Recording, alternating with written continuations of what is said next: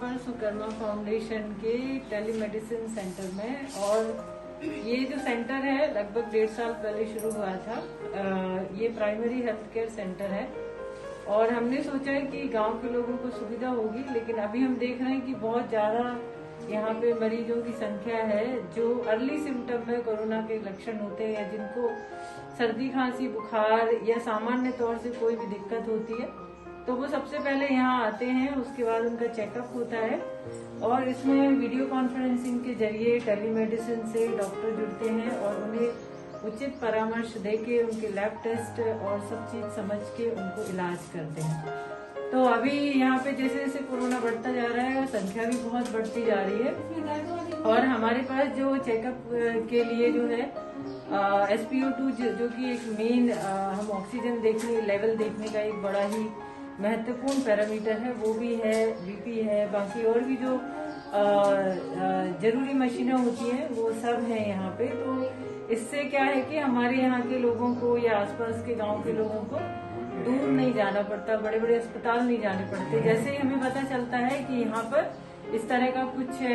उनको सिम्टम्स दिख रहे हैं तो हम उनका तुरंत डॉक्टर की सलाह से दवाइयाँ, इलाज, आइसोलेशन, उनको भाप देना, ये सब चीजें हम लोग शुरू कराते हैं, जिससे कि मरीज कम से कम 8 दिन में जो है ठीक हो जाता है और उससे ज्यादा स्प्रेड नहीं हो पाता।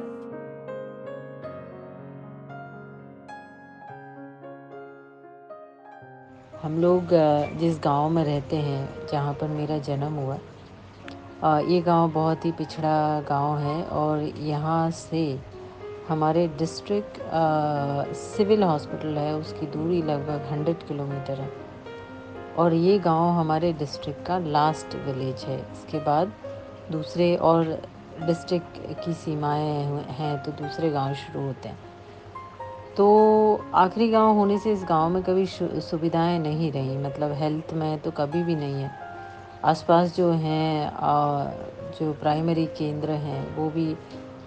करीब 12-15 किलोमीटर हैं और उसमें भी अधिकांश समय डॉक्टर्स नहीं होते हैं तो वो प्राइवेट देखते हैं। तो जब मैं अमेरिका में रही और देखा कि यहाँ कितनी अच्छी सुविधाएं हैं, हेल्थ केयर है, हर 2-3 किलोमीटर पे हमको सुविधाएं मिल जाती हैं, तो वहाँ से मुझे थोड़ा सा ये मरीजों को लेकर, अस्पताल को लेकर बहुत ज़्यादा सहानुभूति रही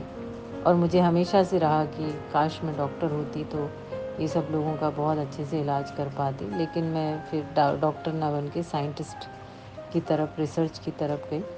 और वो करते करते मुझे अमेरिका में लगा कि क्यों ना हम अपने क्षेत्र की, अपने गांव की जो सबसे पिछड़ा है, आदिवासी, वहाँ की हम हालत सुधारें। तो पिछले